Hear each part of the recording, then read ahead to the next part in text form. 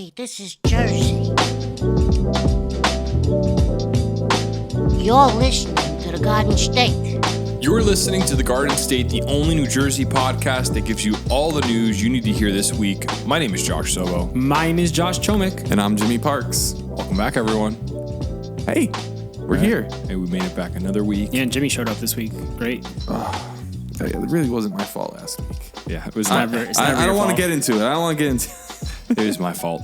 Yeah, Jimmy, Jordy did a pretty good job covering Jimmy, so that's always a good thing. I have something to bring up about that, honestly. What's your issue with Jordan? I have no issue with Jordan. You guys called me last week while I was driving, and you guys were recording, and you asked me who my favorite member of the podcast was, and I said Jordan, and then all of a sudden the phone hung up. We were in the middle of a podcast. You wanted to talk to us. You should have showed up. Yeah. I mean, I don't know. I think you guys have something fault. against Jordan. That's all I'm saying. I'm just saying he carried the pod last week, so Okay. thank you to Jordan. But we're here now. A lot has happened this last week. It was a very stacked, but forget even the weekend. We had a crazy week. We had our stakeholders meeting. I was corrected yesterday by Jordan. We called it our shareholders meeting, but really it's a stakeholder because we go to a steakhouse. Went to Roots and Summit. Delicious. Great steaks. And then we had a snowstorm in New Jersey. Finally. Which was snowy. And I guess that could be part of the weekend recap, but did you guys get hit? You guys didn't get hit that bad by the snow. I mean, no, we just got some slush. The crazy part about it is Sobo lives not too far from us, like a 10-minute drive, but just up a hill. And at my house, we had no snow. You drive up the hill, 3 days later, Sobo's grass was still covered. It was nuts. That little bit of elevation change really does it. Yeah, man. That's what happens when you come up the mountain. But hey, Josh, you were saying to me the other day, it looks like we might be getting another storm. Yeah, this coming week, early in the week, we might be getting a nor'easter. It's still so far out, though, so I'm not going to spread any false information. But keep an eye out. We're getting one more rainstorm this weekend, Friday to Saturday. It's going to rain a lot again. So if you got flooding yesterday, this past Thursday, you might get some more flooding because the rain keeps on coming, baby.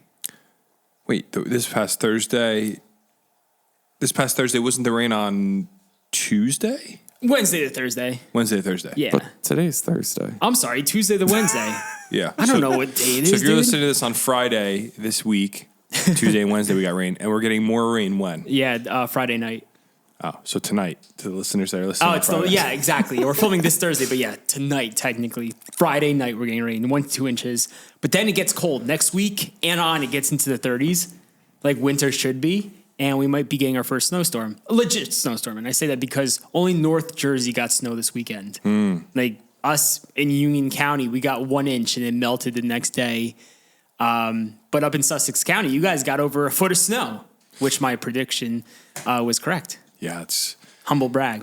What's that term that they were using a few years ago? Like a winter bomb or something? This bomb cyclone? bombogenesis. Bomb cyclone. Yeah. Are we getting one of those? No idea. What's a bombogenesis?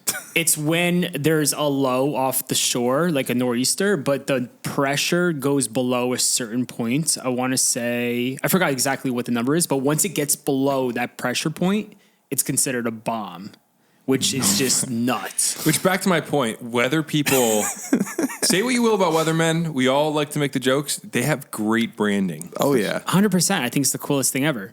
Bombogenesis. I mean, my goodness. Can you imagine being in the weather studio and the guy comes up with that? It's so like, cool. this is not just any storm. This is a bombogenesis. This is a bombogenesis. Well, we don't do it because of the cool term. We do it out of the warning signs and the implications that come with such a severe system as a bomb cyclone. So you're winds. It's like a hurricane in with the wintertime. It's just not fun. It's brutal. A lot of snow, a lot of wind, a lot of damage. Yeah, but you've got bombo, which is a cooler way of saying bomb. Yeah. It just sounds like a Jamaican bombo, and then you go Genesis. You got straight to the first book of the Bible. I mean, like, it sounds apocalyptic. It sounds dangerous. Like, I don't know what to do with that. I just want to say though, a lot of people were, they came at me for my forecast. They're like, these meteorologists, they like to get everyone scared and everyone hyped. My forecast was 97% accurate, which is a pretty good number. Well, all said and done. And then we posted about the rain, and some guy was like, well, they can't scare you with the snow, so they're going to get you with the rain. We never scared anybody with the snow. The thing with snow, okay. I told the truth. I said North Jersey's getting 12 inches. We're getting 1 to 3, and we did. But rain is, am I wrong on this? Rain is typically more dangerous than snow anyway. It all depends. It depends on how foolish people are. Yeah, it's like you're going to drive into flood water. Like in Piscataway yesterday from the floods, there was a car submerged in water because they drove right into flood waters. What's wrong with people? People think they can get past it. And See, then at nighttime, you can't tell how deep the water is when you're going under a bridge. Just don't do that. We've become too comfortable in the sense where there's no real threats in the world anymore. You know, there's no cheetah outside your window. So you see a pool of water and you go, what's the worst that could happen? And then you just destroy your car. It happens every storm. Every storm you see the people that drove into the puddle and they're like, you just sit there and go, what were you thinking? You drive a Toyota Corolla. Yeah, some guy got mad at me in the comments because he was like, life-threatening, dramatic much? I'm like, yeah, I'm here to warn all the idiots that are going to drive into the flooded waters tomorrow, which there always are. And people could drown. Thank God there was no drownings this storm, but people drown all the time from that. Well, Hurricane Ida, which wasn't even a hurricane when it happened. I mean, it was, but it was the remnants of a hurricane here. Yeah, but we weren't even we were expecting a little bit of rain, but we were not expecting what happened. Correct. Yeah. 30 people died in New Jersey. I looked it up the other day. Crazy. So the floods were insane. So we all got caught in it. When you say life-threatening, yeah, it's life-threatening. Yeah. Like if you save one person by being like, hey, don't get in your car when this storm comes through, odds are it's going to be bad, then hey, it's worth it. And guess what? If no one dies, worst case, I warned people and I was safe about it. Like, why are people getting mad about that kind of stuff? It's like, we're not putting out a warning like that every other day on the Garden State. Like, I never posted a video like that before. You know who gets really mad about it? Is the baby boomers. Do they? Yeah, they're like, oh, in the 80s when I was going to school, there was a foot of snow on the ground and we had no school closings. It's always like older people that are like, oh, you guys are it's just fear. It's fear. It's fear. And it's like, no, we're just giving you the weather. We're just giving the weather, And I could say that because I'm a baby boomer. I'm 65 and a half. So the other thing that bothers me is when people don't understand what a state of emergency is. And like our video the other day we posted on TikTok of Murphy declaring a state of emergency and people are like freaking out. It's like, I'm looking outside now. It's just a little rain and wind. But isn't the point of a state of emergency to have funds allocated in the case of something like it's if things hit the fan? Yeah. So by definition, disaster has occurred or may be imminent that is severe enough to require state aid to supplement local resources. So if, let's say Rahway flooded and they expend all their budget and they needed additional help to get people out of their flooded homes. Yeah. And the state would come in and help. Makes sense. It's a precaution. Yeah. So I don't know. Just people are so because annoying. people get everyone contradicts himself. They're like, all right, if Murphy declares a state of emergency for this storm and nothing happens, everyone's pissed off at Murphy. But then like for Ida, like they don't call a state of emergency and 30 people die, and then people get mad at Murphy for not warning them. Yeah, it's just like you can't really predict the weather. Remember the snowstorm of 16 was it or 17?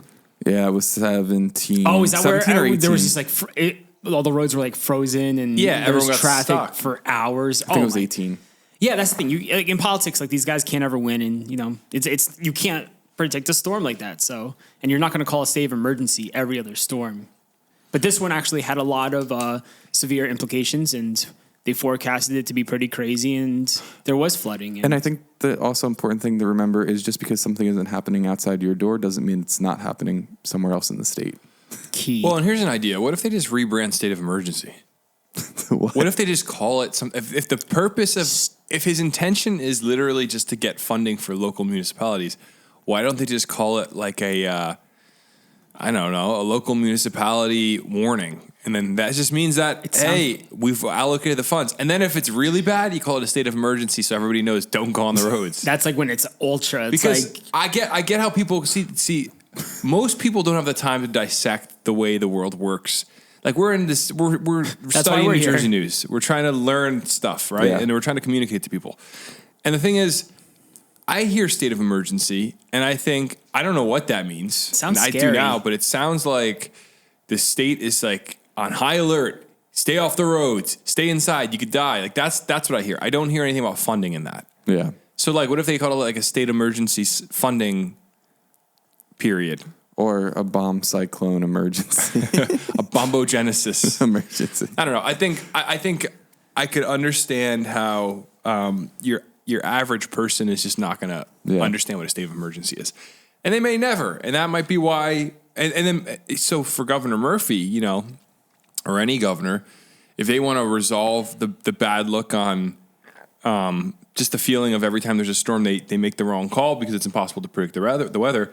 Why not always have the funding in place to support these local towns? Like, why not always, every time there's a storm, do it, but don't call it a state of emergency?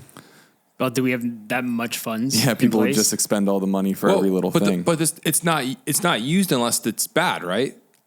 Oh yeah, but it gives them the ability to. I don't. Oh, I see what you're saying. So they do have the freedom to use it. Then you're saying you also do have to be careful with these measures that give the state a lot of authority that it shouldn't typically have. I think with COVID, you saw a lot of that where the state. I mean, when a state of emergency happens, there's certain kind of executive powers that the governor has that. Yeah, definitely. And I think that's part of why COVID in New Jersey was pretty divisive, because people felt that there were never-ending authorities to leadership. But I don't know. I don't know enough about the different takes on that to really dive into it. And plus, COVID didn't really, that was 20 years ago now. So. Oh yeah, COVID-19, 20 years ago. Yeah. Crazy how time flies nowadays. Yeah. So did you get to enjoy your weekend, Josh, with the snow? Yeah, I saw June was in the snow for the first time. time. I brought my daughter out to walk in the snow for the first time. She loved it. She loved snow, and she was walking all around. What else did I do this weekend though, man? I went to Trader Joe's.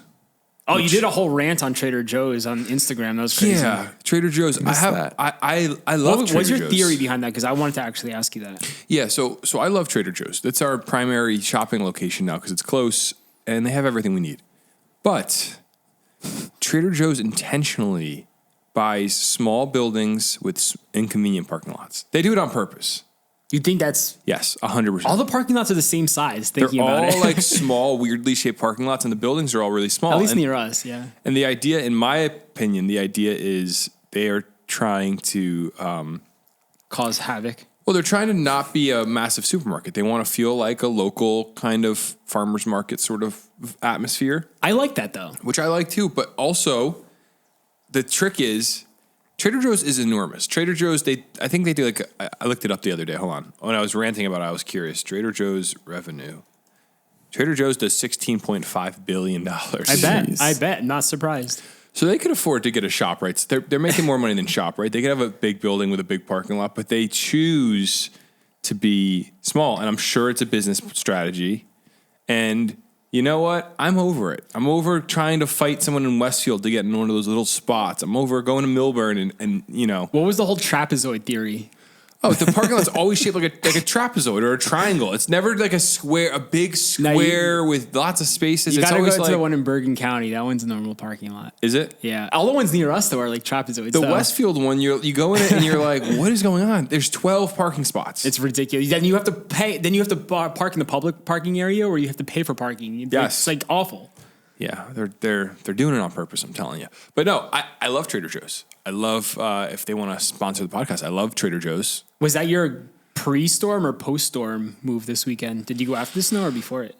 Oh, we went Saturday. We went Saturday before. Oh, so was it crazy? Everyone was stocking up 12. On bread and milk, and it was. I said to my wife as we were pulling up, I said, I feel like we're making a mistake right now. And we pulled in, and it was chaos. A lady tried to fight me for my parking spot. You want to know chaos? Drive by Costco on Union and 22 on Saturday, bro. The line was up until 22. The traffic was insane. Like I don't know why people are going on Saturday food shopping. Yeah, I will not go to Union Costco anymore unless it's a Monday morning. That's my rule. I won't go to it unless it's a Monday. That place is a madhouse, dude. Or like a Thursday at 11 a.m., which when do I ever have time to do that? But Costco and Union is just a disaster. And same with, East Hanover's. Our whole area is just a disaster, no matter people. What. So what would you do this weekend? Yo, we went storm chasing, dude. We were on the hunt for the big kahuna because we were only getting 1 to 3 inches in Union County. So my brilliant idea was like, Jim, let's go storm chasing Saturday night when the storm started. Like a genius I am. When they're like, stay off the roads. It's going to be bad. And I get it. I'm very safe and I follow the rules, but also I'm a meteorologist and a storm chaser. And I have to go out into the thick of it. So I got my partner in crime, Jimmy Parks, with me. We drove up to Sussex, New Jersey. We went all the way up to north. We went to a bunch of towns up north. Up 206. We actually went to Ringwood first, then Yep. drove west up into New York State, back into Jersey, chasing the storm. And this is right when it got bad, and where they had like an inch or two of snow up in Wantage, New Jersey, when we were there, probably around like 8 o'clock at night. And then that's when the storm began, really hitting hard. Dude, it took us 2 hours to get home, driving on Route 80, Route 15 was really and bad. 287, bro. All one lane. You're going 25 miles per hour. Wow. Cars sliding all over the highway. Like we got onto 80, I believe, Jimmy. Yep. And you just see a car on our side, on our side of the highway coming at us. Wow. Doing a complete 360 because they spun out and they're trying to get back on the right track, and they spin out again, come like a few feet from me. On Route 80? I just Yeah. avoided a car accident. Isn't there a divider? No. he was on our side. He like spun out. So he was driving down the road, spun out, and then light went off. I'll fix it. I was like, why did you just get so dark, Jimmy? Yeah. You know, when people say these guys are just bros that started a New Jersey podcast, what they don't understand is you guys live and die by this thing. You're obsessed with the weather enough to drive into a storm together. Yes. We used to read historical society stuff together. Like we're really into just like all this nerd stuff. And you guys, I mean, that's kind of crazy that you drove all the way to Sussex. It was like probably we were in the car for like 5 hours, just chasing the Oh my storm, gosh. trying to see who was getting hit the hardest, seeing where the snow was piling up the quickest. And coming back, there was so much traffic, not just because the roads were so bad, but the snow and the wind, it was coming down about an inch an hour. And it was just heavy, and cars, like I said, in the middle divider, just stranded. It was I was like, part of me was just like, I shouldn't have drove up here. Like, this was dumb. Luckily, my Jeep was a was long able to handle drive. it. But yeah, Jimmy's legs were tired and then we tried going to this really cool, restaurant up in. I know which one it In is. Sussex. In Newton. It was in Newton, right? I was in Sussex. You're talking about Elias Cole? No. They were closed. That was my first recommendation. Yeah. And then we were like, what was the place we tried going to? We walked into this cool bar and grill, bro, like local hometown spot. And then right when we walked in, it was such a cool vibe inside, old school, old world. And then the girl was like, "Oh, guys, we're closing because of the storm." And my Yeah, it heart was really crushed. If unfortunate. there's ever a time a bar and grill should be open, it's the middle of a snowstorm, I feel like. I know, but everyone's wanting to get home, and all these people probably live like 5 minutes away from the bar, so they would have been fine. It was called the Early American Tavern. Where's this? It's in Sussex. Dude, down like that little downtown road, it was so beautiful, bro. Good to go the images.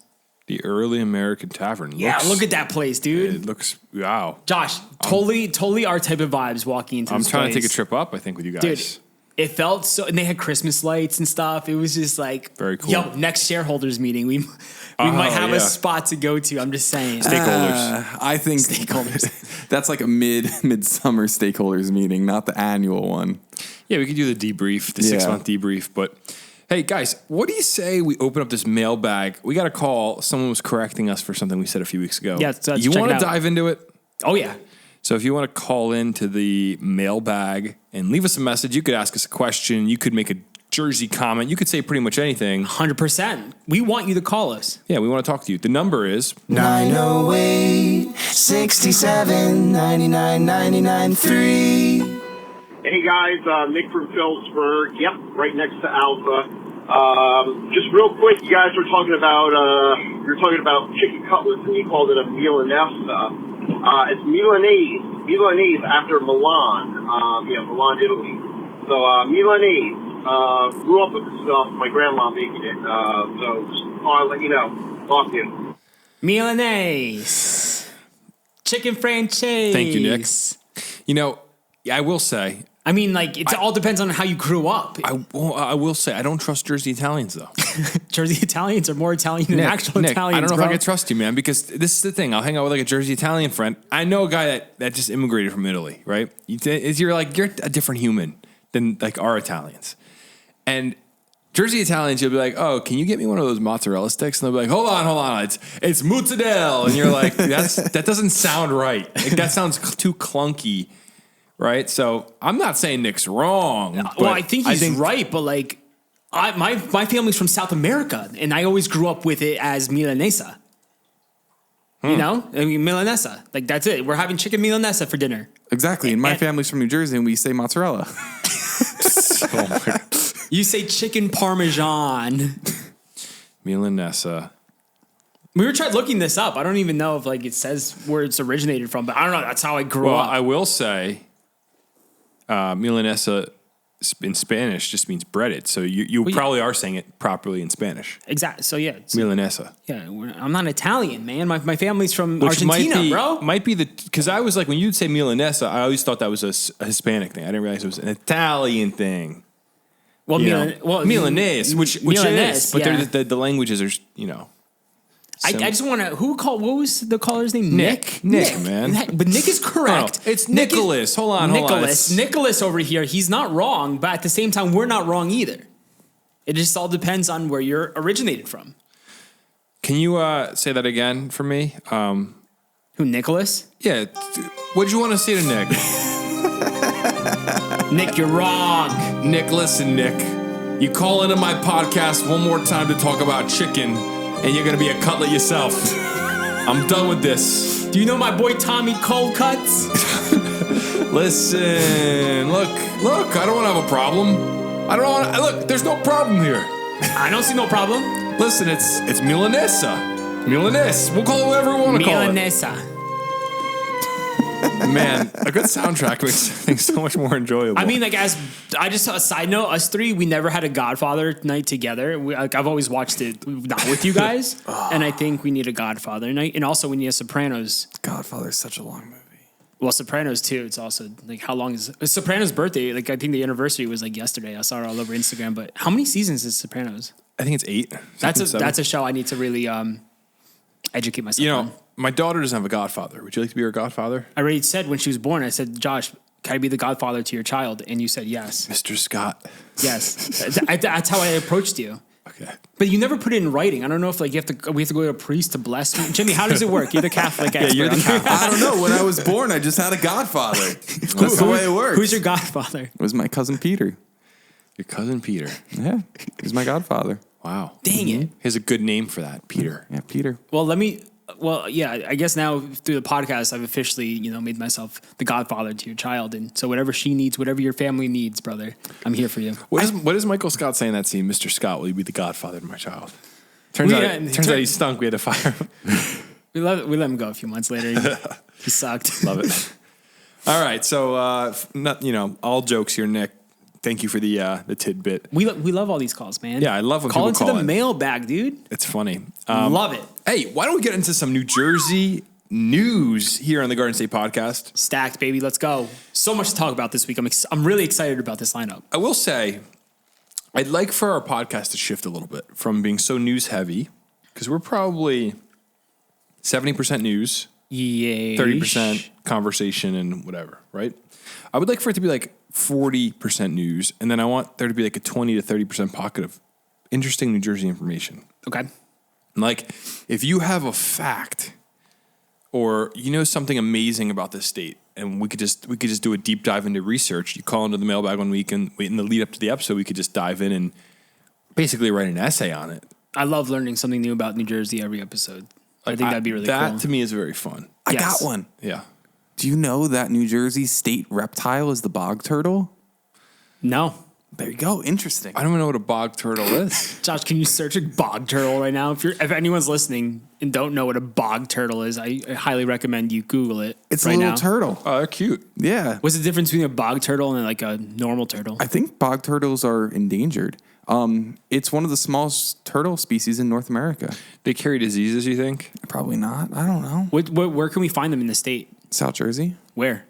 I think they're protected, so you're not allowed to say where, but one time I found one. How do you know it was a bog turtle and not a normal turtle? An expert told me it was. It has orange on its neck. That's how you could differentiate. This is the official reptile of New Jersey, you said? Yeah. It's a state reptile. Okay. Well, that was That's a clip right there.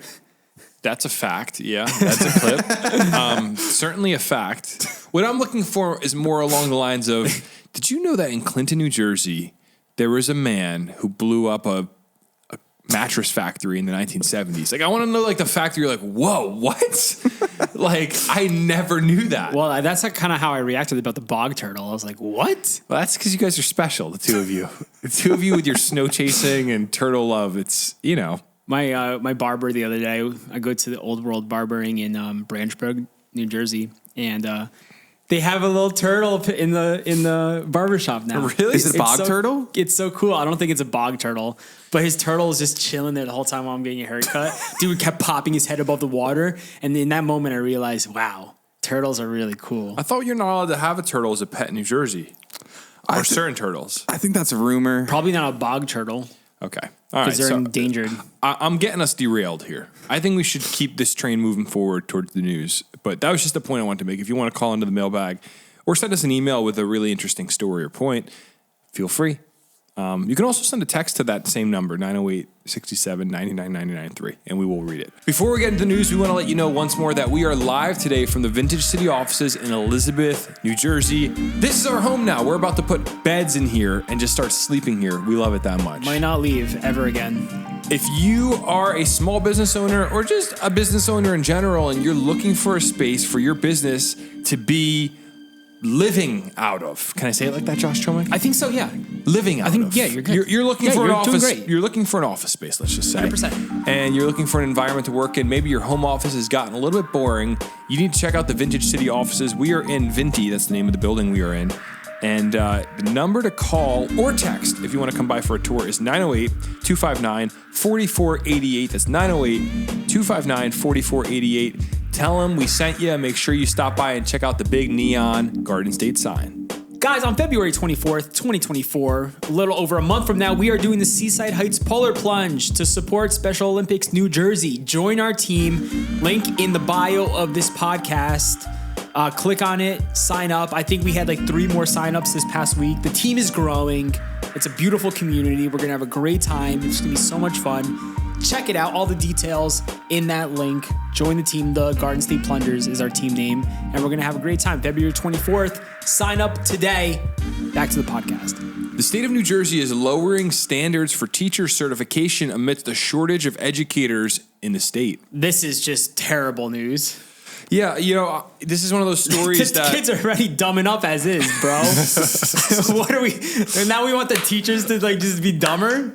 We're just gonna let anyone in through the door. Listen, man. We're gonna let anyone become a teacher because we have a teacher shortage. Well, that is what it What are we sounds like. doing? It does sound like the state is freaking out over the fact that we cannot find enough teachers, and they're making it easier to become a teacher. And I want to read you this article, a few pieces of this, and then we're going to discuss this, obviously, like we always do. Break it open. Yeah, I have some cynicism here. It says, New Jersey Governor Phil Murphy has signed a bill eliminating a requirement for teachers to pass a basic skills test as a part of a broader effort to alleviate the state's educators' shortage. The new law allows prospective teachers who don't take the so-called praxis test to get an alternate teaching certificate that can become a standard teaching certificate after 4 years of continuous employment as a teacher at a public school, charter school, or private school for students with disabilities. So here's one of the reasons they give. The union leaders argued that the basic skills test requirement, particularly its upfront costs, represented an equity barrier to entering the teaching profession. So they're saying It's expensive to take. I mean, I don't know how much it cost. I was talking to a teacher last night about this. I should have asked. But if I don't buy that. So, like, if you want to become a teacher in Jersey, you have to pay to take the praxis. Yeah, let's see how much the praxis fee is. Like, can I take Generally, the it praxis? ranges from $50 to $209. Oh, come on. That's not bad. If you want to be a teacher, yeah, you 50 get the certificate. I thought they were going to say it's like $1,500 to $2,500.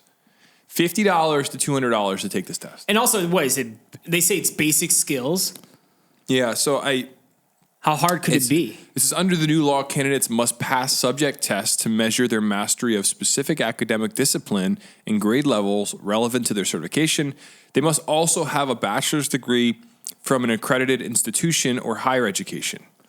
So I don't know. What's the difference then between the praxis and then them taking this basic skills test? I don't know. I guess the praxis was a broader exam, maybe more stressful exam too. So- It sounds like the state is just that we just need teachers really badly right now. Yeah. It sounds like the praxis is it's like 3 tests combined. So if you take it all at once, it's $150. But if you take the 3 tests individually, you're spending a total of $270. Okay. Well, to start a career that's going to provide you money for the next 30 years of your 40 life, years. Yeah, it's like that's an investment in yourself, I think. Yeah, $270 is not insane. I don't think that's crazy at all. But also, But I don't think are they stopping this because teachers are complaining? They're like, yeah, like it's too expensive to become a teacher because I don't want to pay for the praxis. Or are just teachers not doing well with it, or they don't want to take it? my 2 cents is they're stopping this because they cannot get enough teachers, and they're trying to make it easier to become a teacher. But they still have to take a basic skills test. So what's the difference? I'm sure it's probably easier And free. and maybe free. I Yeah. don't know. But you think about it, this state is a real issue because we cannot find teachers, and there's no real solution to this. Like, people don't want to teach anymore, and I think part of it is there's a lot of things at play here. I mean, the cost of living in New Jersey is expensive, so maybe people are like, I need to make more money. I don't want to teach. Okay, fair enough.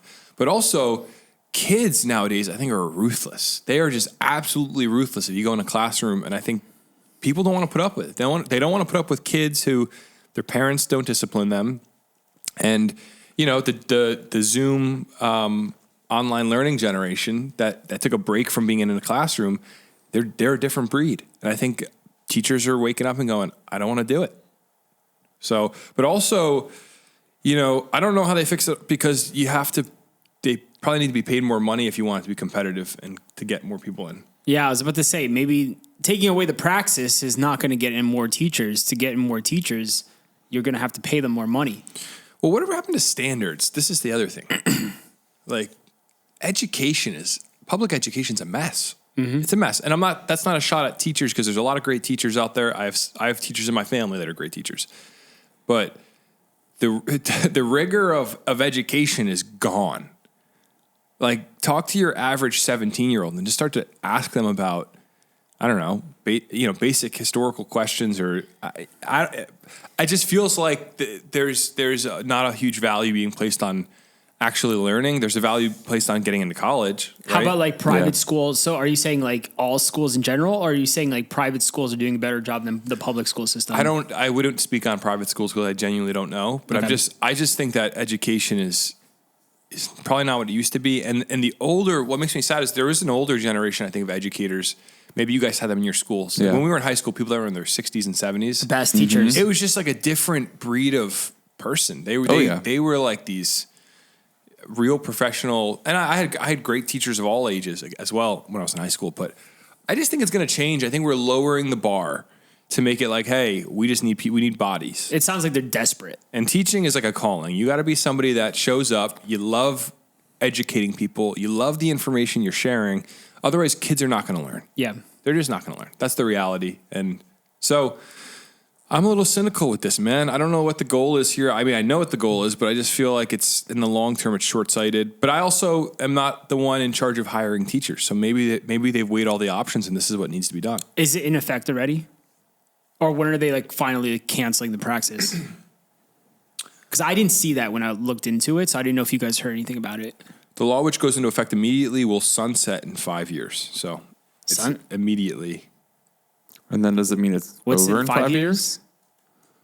Will sunset? I don't know. That's how the article ends. The law, which goes into effect immediately, will sunset in 5. I'm assuming maybe that it phases out. Sunset law is a law that automatically terminates an agency, a law, or government program that fails to procure legislature approval by being, I can't speak today, beyond a fixed period of time. I don't know. Whatever that meant. So after 5 years, it's done. I guess maybe it's like a trial period. Yeah, it could be. A law that automatically terminates an agency, a law, or a government program that fails to procure legislature approval beyond a fixed period of time. Okay, so basically it's like a 5-year trial. And if it doesn't work, and if they don't get the approval for an extended period, then it just is going to end in 5 years. So they're going to it's a 5-year run, which is a long trial, by the way. People listening to this who know what that is, they're probably these guys are morons. All right. So what do you guys think about this? Any thoughts on the? I'm all for the kids, man. I think kids should have really good teachers. And like you were saying, I had some of the best teachers growing up in high school that were in their 60s and 70s. And some of them were Oh my gosh, some of them were so out of their minds, dude. You're like, this is the craziest human being I've ever met. This is a lunatic. How is he my teacher? But those were some of the best teachers because they were strict. Yep. They knew what they're talking about, and they were just a little crazy. And I think you do need a little crazy in the school system in order to control these kids. You got to get on their level, but you also got to scare them a bit. And those were the best teachers. And I don't know if we have that anymore in the school system. I had this one teacher. All the teachers I had, they're probably passed by now. I don't know. I had this one teacher who was probably in her 70s. Is this the teacher that I met in Cranford with you? No. That's another one. I had a lot of crazy teachers. But this teacher taught the freshman year of high school. We had to take a class on like U.S. government.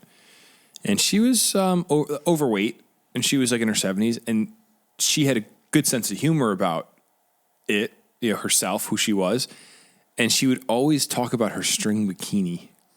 Oh my God. I feel like What was that it? in trouble now. Yeah, in what way would she mention the string bikini? She had like a really boisterous personality, and she'd be like, maybe she'd say something like, I'm going on vacation and I'm wearing my string. Nice. Like she was not being serious, but we would all be like, oh my gosh, do not say that. Like it was disturbing. Did everyone laugh? And I don't think Like she did it out of humor, obviously. I think these teachers know that kids think they're cool, and she was probably trying to catch us so off guard with something so ridiculous. Yeah. But I mean, she obviously wasn't being like sexual. It was just it was like she was trying to be insane That's to really, make us laugh. I think that's funny. But I had a lot of teachers like that would just say things where you were like, oh my gosh, what? And then you have I had an actual crazy teacher who just would say, she almost lost their job while I was there.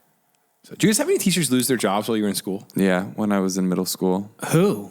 It was a French teacher. For doing what? I think he showed like nude photos in class or something. No, what's wrong with him? Yeah. I never took French in middle school, so I don't even know who you're talking about. He was new. He only lasted like a year. That's why I didn't And then he know went to him. Cranford, and I'm pretty sure he got arrested. Did I ever tell you guys my English teacher story No. with a tattoo? No. No. I had this English teacher. Excuse me. And she came into class, well, after summer. No, it was probably spring break because I had her before. So after spring break, she comes in with a tattoo in Japanese on her arm, on her forearm. What's her age, first off?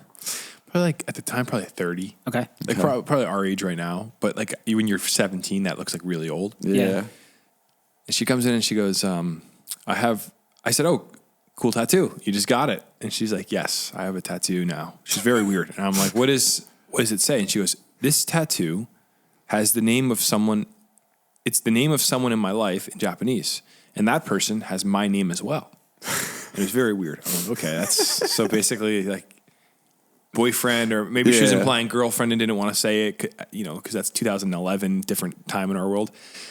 And then turns out, she comes a few weeks later. She comes back with another tattoo. By the end of the year, she has like a full sleeve. Wow.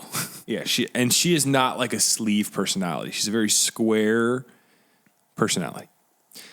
Then, my next year, she got fired because she got into a relationship with a girl that was a senior. Oh my gosh. Really? And I don't know if the tattoo was for that girl. Oh my Because that girl didn't have a God. tattoo. I don't think it was. But that was the rumor. She was trying to date, or she came onto a girl. And Unreal. that stuff happens a lot. Well, especially, I feel like nowadays, social media and... That's why you need good teachers. I had one of my best teachers was in my junior year, one of my science teachers, but he would always complain about how he doesn't get paid enough to deal with all those kids and stuff. And he was really like hard on us, bro. But at the same time, he had the humor to him where everyone loved him. And his whole story was he owned many shop rates in New Jersey. Like he owned them. Like he didn't even have to teach. Was this true? He's like, yeah, I don't even have to be here right now. I own shop rates. I'm fine. I do this because I like it, but they still don't pay me enough. They still don't pay me enough. And this guy was out of his mind, but he was like one of my favorite teachers. I don't even know who you're talking about. Yeah, dude. But that was, there's teachers like that who are just like, dude, like, do you actually own shop rates? Like all these shop rates, or are you just like lying to us right now? So like we never even knew. I think one of my friends said after they graduated, they went to go visit this dude's shop rate in North Jersey. So like... Yeah, I think teachers are really, you have to have a little bit of crazy. Like my favorite teachers were the crazy ones. we'll move on, but just one quick note. I had this awesome history teacher. who would just yell. He would just scream. Like the way he'd communicate the history was so intense. And one day I remember he was talking about Thomas Paine, and he just screams something about T-Pain. He kept calling him T-Pain. He kept yelling it. And I just remember thinking, like, this guy's a maniac. But that's also what made school fun. So, okay, let's move on. Yeah, teachers who are squares, bro, they got to get out of there. And if you're listening to this right now and you're a teacher, have a little fun with the kids. Don't be so strict with them. Not too much fun, though. Not too much fun. No, you got to be hard on the kids, but at the same time, they just, be a little crazy. All right, so look at this next story. This is a pretty crazy one, the end of an era. The last Sears in New Jersey is set to close this spring.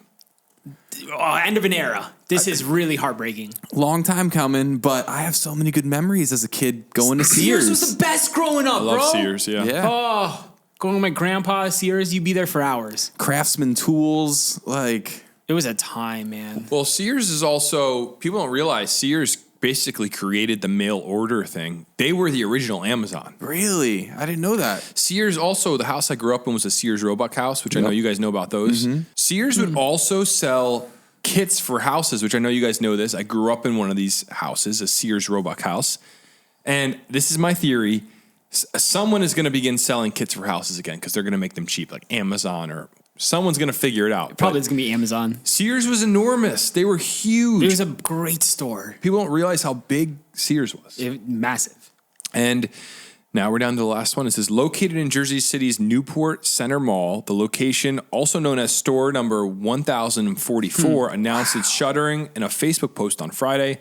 The post encouraged shoppers to stop in today for great bargains and included a photo of a signage advertising discounts up to 70%. It was not immediately clear when the location, which opened its doors in 1987, would close for good. But the store, however, has been the only Sears location in the Garden State since 2020 and is one of a dozen Sears stores nationwide. So this is rare. Yeah. Looking at pictures right now, the Newport Center, Sears, and man, what a vibe. Listen to this. In 2010, Sears was doing about $43 billion in sales.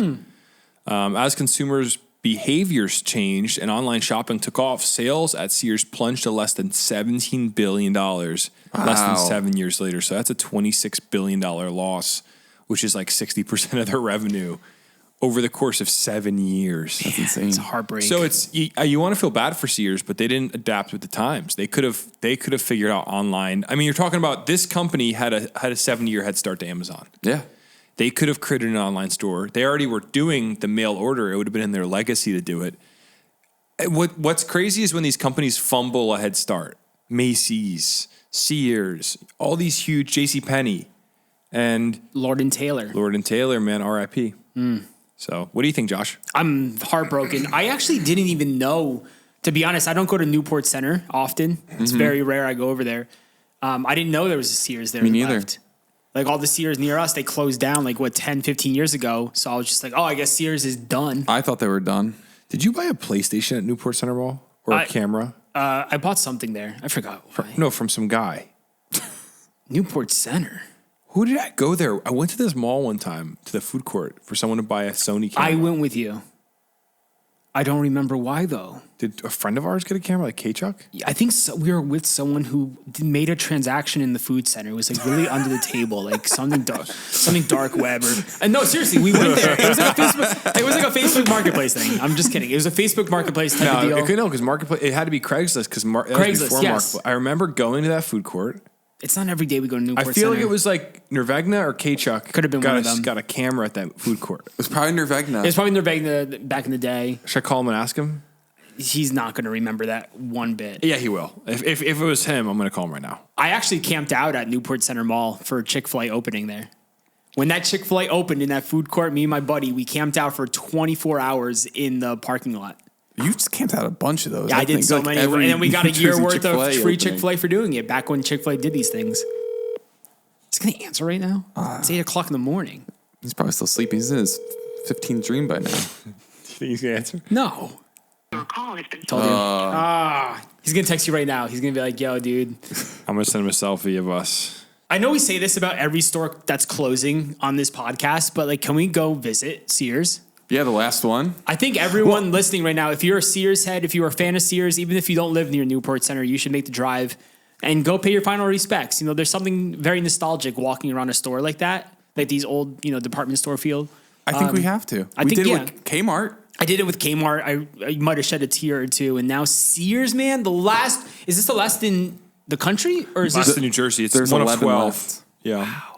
Why don't you go today and get a little video? I'm not going to go today, but I'll go this week. Yeah, definitely. I'm going to go make a video, like kind of like a memorial post. Bro, one of my favorite memories when I was a kid going to Sears with my grandpa over on Terrell Road in Scotch Plains, man. Like my grandpa would be like, you want to go to Sears? And it was just like, Yes. as a kid, you're like, it was like the equivalent of going to Toys R Us. I have a I was photo. like, wow, we're going to Sears. Let's go. Man, I'm getting emotional thinking about that. I have a photo of my dad in that Sears parking lot, the one So on Terrell cool. Road, because he grew up in that area. So cool.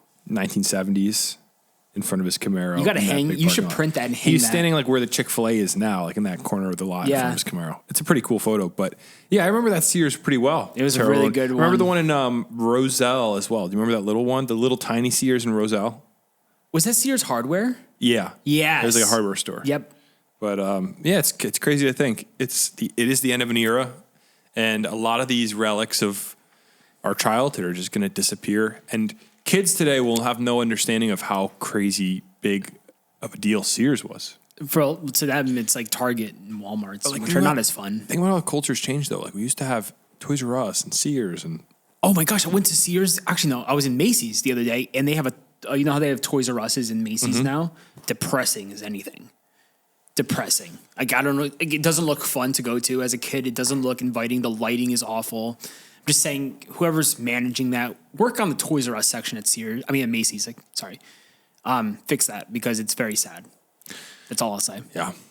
All right. Let's move on to this next story.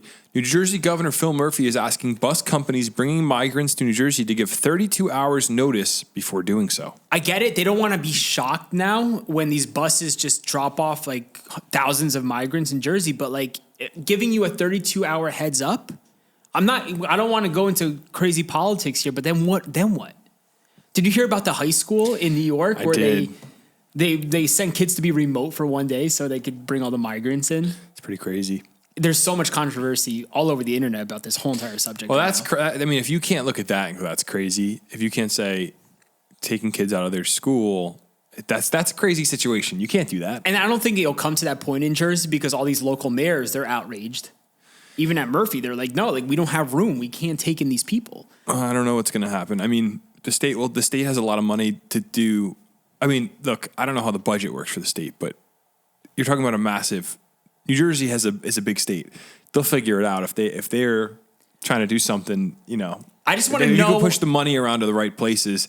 I mean, New York City was using empty hotels to house people, like not the Roosevelt. yeah, which is the one with the New York neon sign on top of it, right? Couldn't tell you, but I just know the name. Yeah. So it says, since around the beginning of 2024, over 1,800 individuals who recently arrived to the United States have been transported by bus to transit sites in New Jersey from Texas and Louisiana.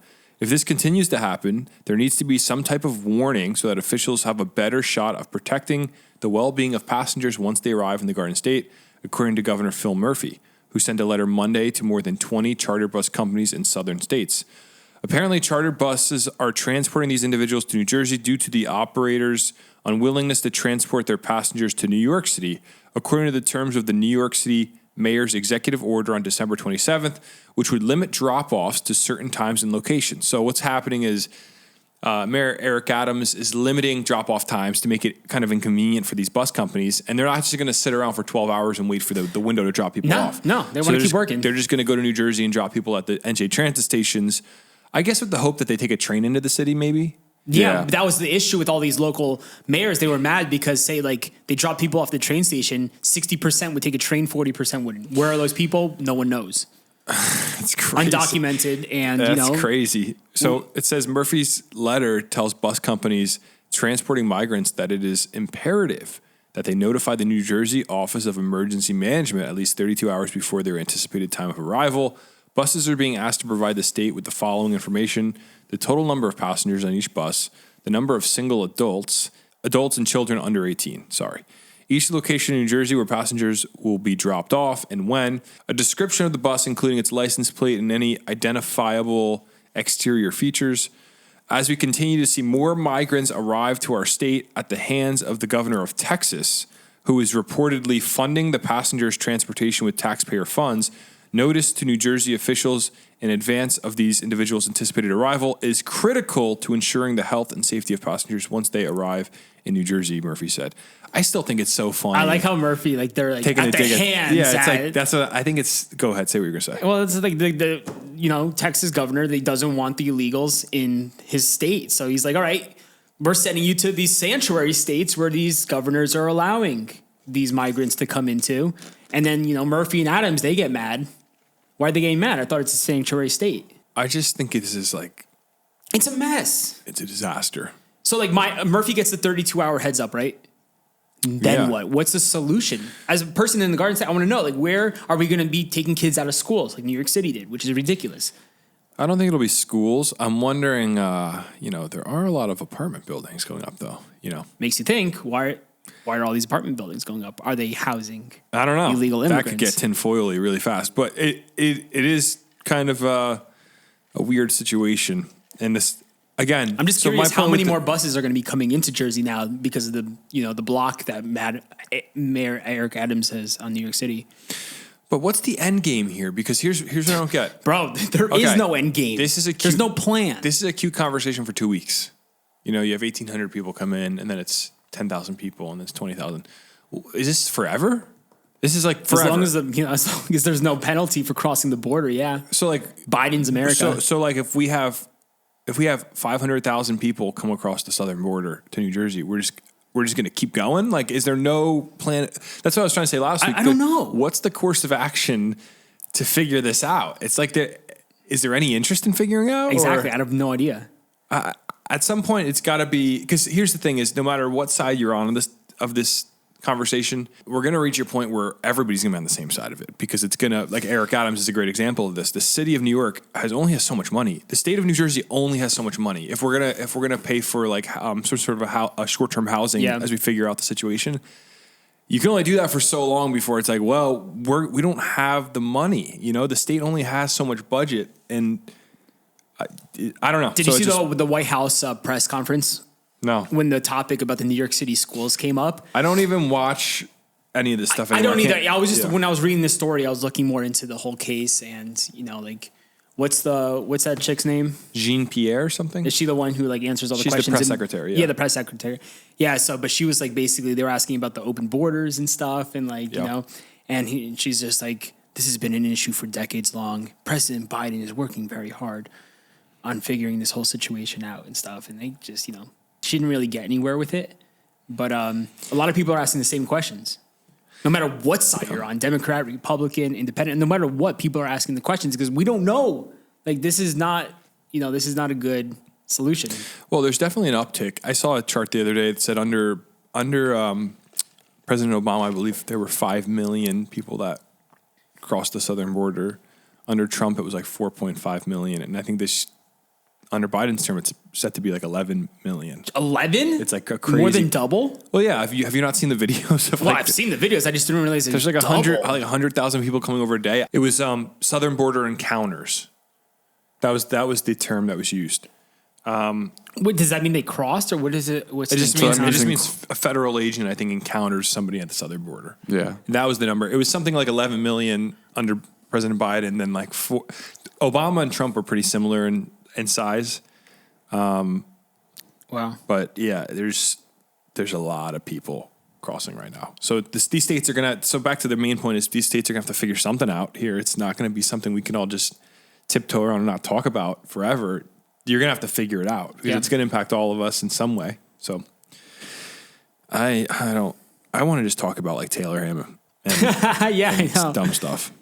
Crazy teachers. So let's move on to another topic that's more our speed here on the Garden State. Is that okay? Oh, yeah. Do you want to rant anymore? Nope. I'm going to get myself in trouble if I rant more. Yeah, you're turning into a regular old Rush Limbaugh over there. No, I'm just speaking my thoughts. Biden's America. I'm just saying, this is my What are you president. trying to do, man? That's is like a few- Biden is my president, baby. Let's go. We're just trying to make this country better. This is like a few weeks ago when Chomik was defending the smokers. I'm for the people, He's got a lot man. of hot takes lately. The smokers, the non-smokers, the libs, the Trump, the MAGA heads out. I'm here for all. This is why I need to be a politician. I'm here to save the country, baby. I'm here to unite us all. Because you're being spineless right now. Under Josh Chomik, I wouldn't say Executive Order 1, bring smoking back to all restaurants. You guys now you guys are being like politicians putting words in my mouth that I've never said. You'd be like if Kramer were governor. That would be you. The Dude, first executive order: smoking is back. I'm just here to love on all my. Imagine the press that he's like behind the mic with two cigarettes in each hand. Crazy. You guys are crazy. He's like, smoking is back, baby. I just love all people. I'm here to bring peace to the land of New Jersey. That's my my slogan when I run for office, which I would never do. I've never wanted to get into politics, but now we're here on the Garden State, so. Okay. Well, here we go with this next story. It says the state of New Jersey is offering $3.7 million to local municipalities to battle spotted lanternflies this spring. The battle against the lanternfly is never going to end here in the Garden State. It's been lost.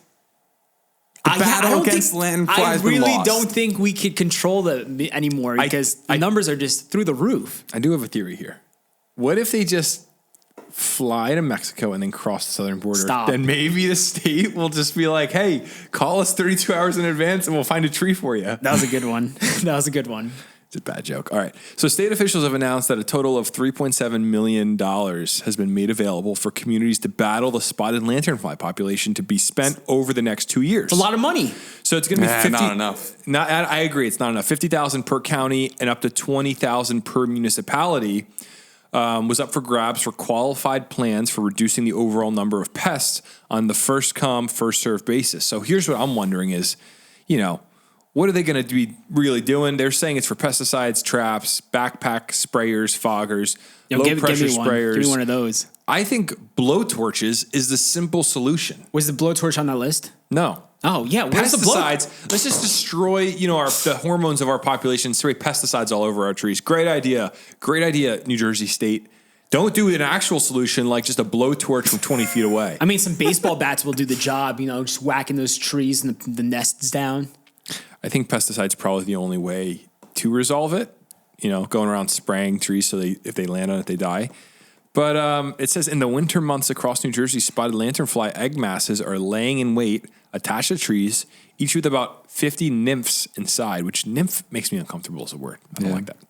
Interested counties and municipalities may apply to receive funds from the State Department of Agriculture via an application found online. So if you are who's mayor, doing that? Are mayors actually getting this money and all these Yeah, items? definitely.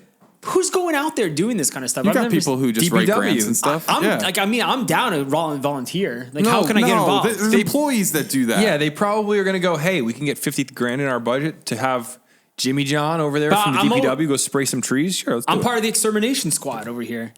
Well, I don't want to be funding myself. I need some money. I want to buy some of this equipment. I want to go apply out for there the myself. grant. I want to be out there, on the field. Can you imagine Sign me up. Josh Chomik walking down your street I spraying filmed Solo stuff? last year, whacking trees with baseball bats. We can't be having that. Josh, I think We gotta be better. I think you belong in the DPW. I would love it. Why don't you just get a DPW job? Well, if all else fails, I might end up doing that. I really want to drive a snowplow, and also one of those. I want to drive one of A the zero turn?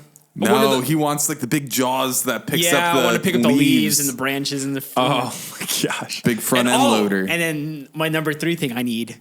So if Street cleaner? I want to be the street sweeper. Oh yeah, dream job. Listen, man. If any DPWs out there listening and are hiring, If all else fails, I'll probably try to get it into that industry. But right now, everything's pretty good. Don't you think you'd be incredibly happy each day? Yeah, no stress, not having to make clients happy editing videos.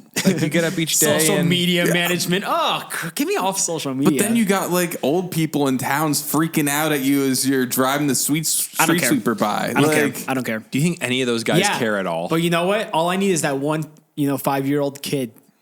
with a big smile on his Yep. face, giving me a Yep. thumbs up as I drive by. That was me. Yeah. That's true, Jimmy. Yeah. See? That was me too. And that made my day as a kid. So we're just here for the kids. I'll never forget as a kid, one time the guys took a lunch break outside my house. They went back to the shop and they left parked the truck? They parked all the trucks outside my house. Epic. The street sweeper, the front end loader with the jaws on it. I have pictures of me next to him as a kid. Well, it's amazing what this world does to this human soul because as a child, you're excited for the DPW, and as an old person, you hate the DPW. So, Josh, I think you'd be a great. I could see you with like some sick Oakleys on, cutting the soccer field in the summertime, going back and forth in the long lines. The American dream, brother. Yeah, lantern fly extermination. Like it's time.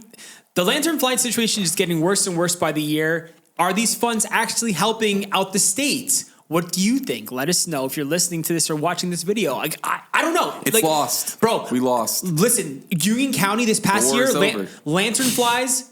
Jimmy's giving up all his hope. Lantern flies weren't bad in Union County, but Bergen County, bro. Oh, dude, it was a mess. Okay, is there an insect that can eat a lanternfly? I don't think they have any natural predators. No, I think some birds? Some people are saying Maybe one of those geckos with praying those- mantises, but I think it's the invasive species of praying mantis. Dude, how many? So it's- but what's the ratio here? How many praying mantises are there to lanternfly? Lanternflies are an army compared to the praying Exactly, mantis. that's So there's no the shot. problem. I was going to say if there was a bird species that eats these, Not Just enough import birds. them? Not and enough birds. we just breed them. Not enough birds. 1,000, and we just release them to do the work. Because think about it. I don't think spraying the trees is going to resolve this. No. It might help. Nah, it's not going to help. Sobo, Because what think percentage? about 150 feet up a tree. There's probably a nest up there we can't reach. What percentage of New Jersey is forested? Oh, I know this. It's 76%. Is forested? Yeah. No, More or less. less. 43%. All of New Jersey's land area. Okay. What percentage is forested? I'm going to go 37%. I'm going to go a good 46.8. 40% 40% of New Jersey is a forest. is forested. Think about that. That's why we're doomed. So The Garden State. you got these lanternflies everywhere. They also don't just live in the forest, right? They live on crops and stuff like that. So we're screwed. But that's why I'm saying. Jimmy has no hope. That's why I'm saying spraying alone is not going to do it. It's If not we gonna had- do it. If we had some sort of a creature we could release. We're just gonna have to learn to live with them, I think. I mean, they're killing our crops, though. I know. Can't just live with that, Jim. You got to figure out a plan. Shake Shack is opening their first drive-through New Jersey location in North Brunswick. Anyone else? Come on. This is huge. This is awesome, bro. I should still be going to Rutgers. I love Shake Shack. Is it a little overpriced? Yeah, it might be. But sometimes I'm on the road, I'm in a rush, and I want to drive through. And finally, Shake Shack, their eyes are open. Let's open up a drive through. So that's really in New awesome. Brunswick. In New So- Brunswick, yeah. So Everything's now- in New Brunswick. It says now you can grab your favorite Shake Shack items on the go. The company has announced it will open its first NJ drive-through location in North Brunswick. The North Brunswick Shake Shack will open on January 11th at 11 a.m. and is located at 240 Grand Ave, North Brunswick. Here's a quote. It says, "We are thrilled to bring our first drive-through Shake Shack to New Jersey to Main Street, North Brunswick.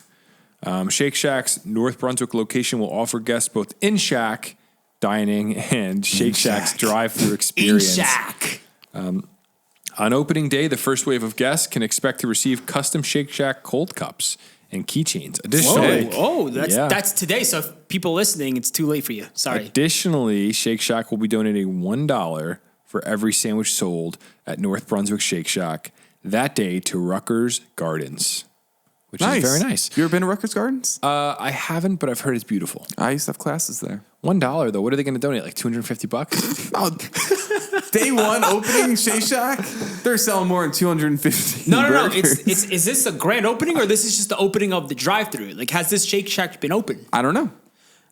I mean, they just drill a what are they hole gonna through do? the Buy some wall? good gardening tools with that money?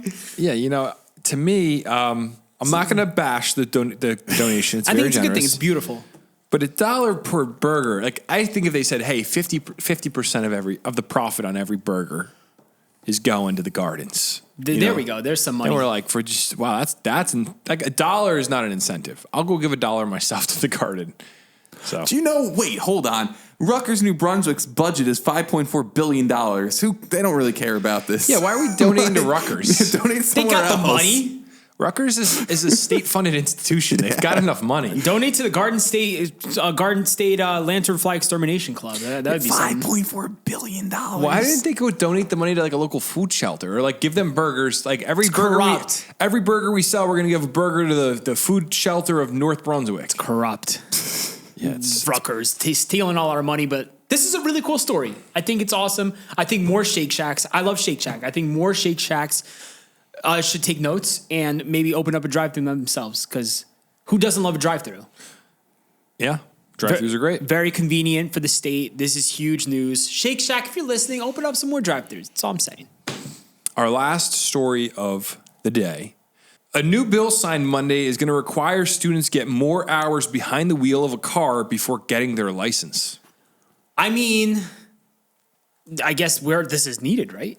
Well, there was this girl. I remember we read the story. There was a girl from, was it Millburn? And she was like a senior in high school saying, we need more hours. She was like lobbying the government to make it harder for her to get a license. And I'm like, just don't get a license if you don't feel ready to get a license. You know? Exactly. I thought like the time we had before this was fine, but apparently not. Something about government officials, they love when kids get involved.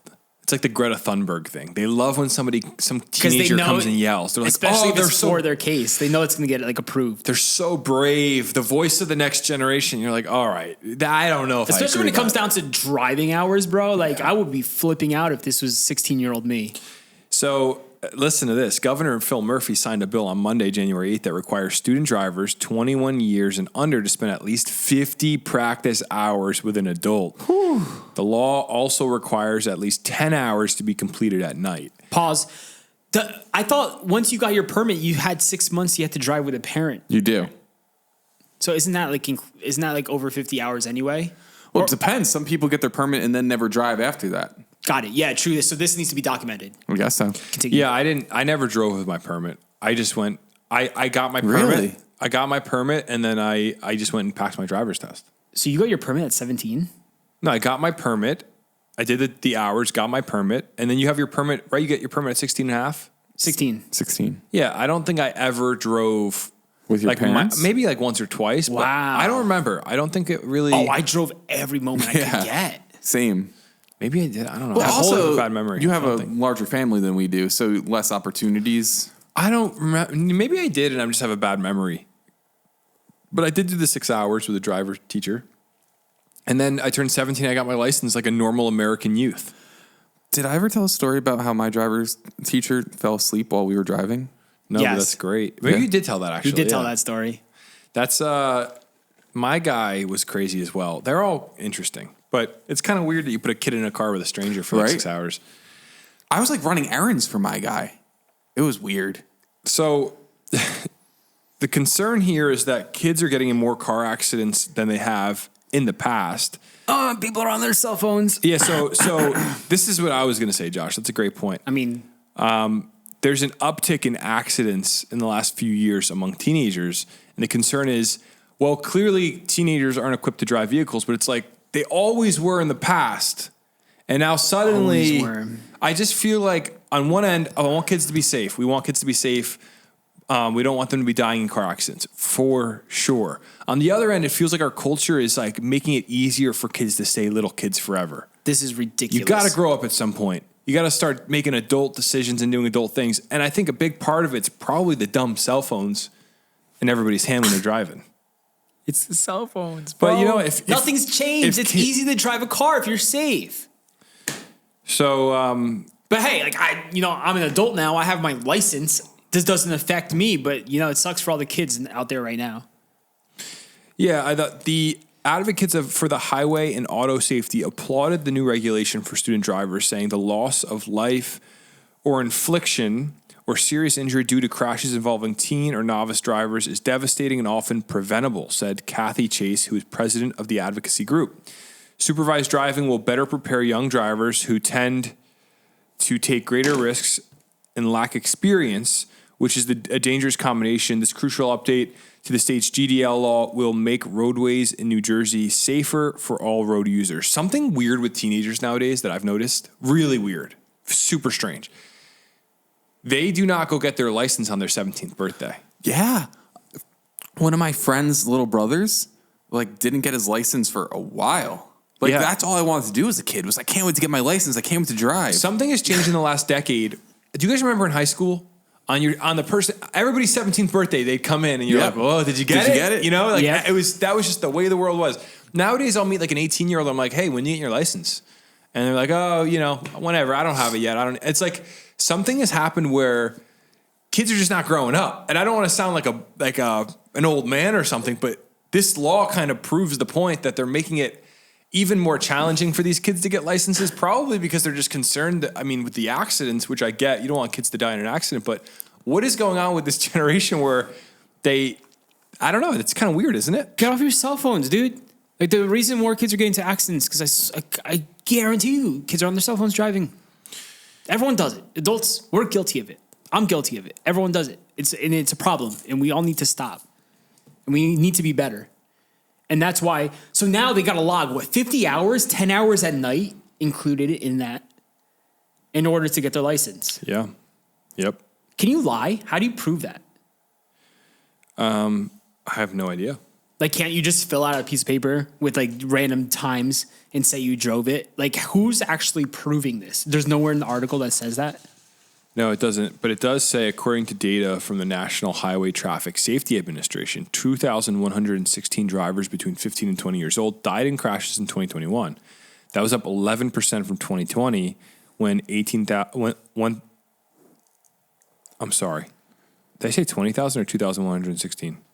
I would just read it again. According to data from the National Highway Traffic Safety Administration, 2,116 drivers between 15 and 20 years old died in crashes in 2021. That was up 11% from 2020 when 1,899 young drivers were killed. So for an 11% uptick to happen in 1 year, could it be possible that it's not just like biologically humans have changed over the course of a year? Maybe there's other external influences that are causing accidents? It's the cell phone. TikTok. 50 Very addicting. documented hours of extra practice before you can get a license is not going to make this number change. No, man. Pay attention on the road. It's not hard to drive a car. If these accidents are unrelated to cell phone usage, What then, would it be then? then it's not going to make a difference to 50 hours. If it's just kids are scared and they're getting on the highway and they're nervous and they're like, ooh, then yeah, I think it will help. And that's a great idea. Anything to protect the kids, but also, we got to bring personal responsibility back to the youths. Yeah. That's all I got on that one, my brother. I mean, it's very interesting how, it's just becoming harder to get a license. And, it just makes me sad. It's sad to hear these numbers about more and more young people dying on the roads. We got to be better. And I'm just happy I got my license when I did, in the time I did, when flip phones were a thing. And, I sound so old. We grew up with cell phones too, but like nowadays it's like cell phones are these kids' lives. These kids don't get off of their cell phones. I was thinking the other day about how even the iPhone, when we got an iPhone, 2010 or 2009, whatever. I know it came out before that, but that's when I got one. Probably 2010-ish. It was addicting, but it's gotten significantly more addicting. Yeah, they know exactly what they're doing.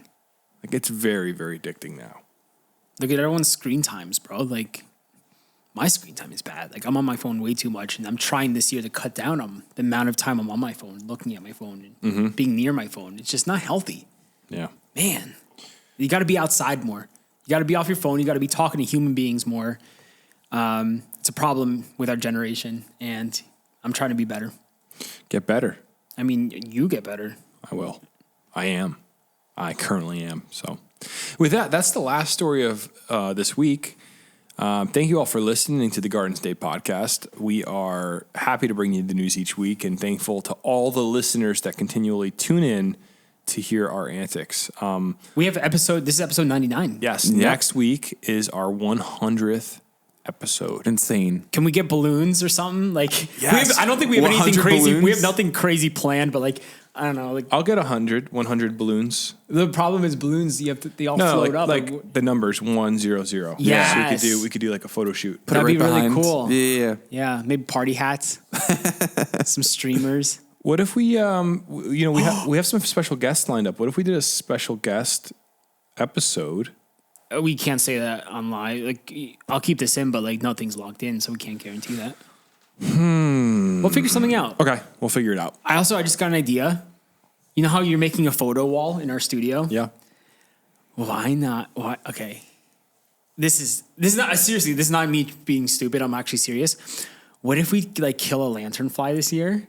And it's one of those things that you see in museums where it's like a bug in a picture frame. What on you a need to wall. do is you need. Why don't to- we hang up you one of need those to- in the studio? You need to like what they do with flowers when they put them in a scrapbook. You're Yes. saying? Yeah. How do they do that to bugs, Jimmy? Do you know how?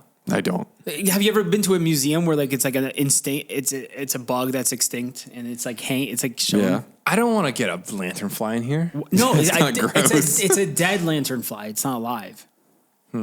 I'd they're so pretty. I'd rather But for the memories, that's all I'm saying. rather a taxidermized goldfinch. That's the Or state bog bird. turtle. Or a bog turtle, yeah, and a little statue. I don't want a dead bird in here. That's disgusting. Okay, That's sad. We'll have to talk A about it. lanternfly is more for the memories Listen. about the time lanternflies took over the Garden State. Listen, Joe. Let's It's dead. Let's take this offline. Yeah, I say let's take this offline. We'll touch base this afternoon. Okay. We'll circle back to it. We'll Yeah, circle back. Let's get in the war room later and work Jimmy, on something. Jimmy, put this on my calendar. Thank Copy. I'll send an invite now. you. Thank you. All Copy. right. Hey, everybody. Thanks for listening. We'll catch you next Friday for episode 100. Later. Bye. You're listening to the Garden State.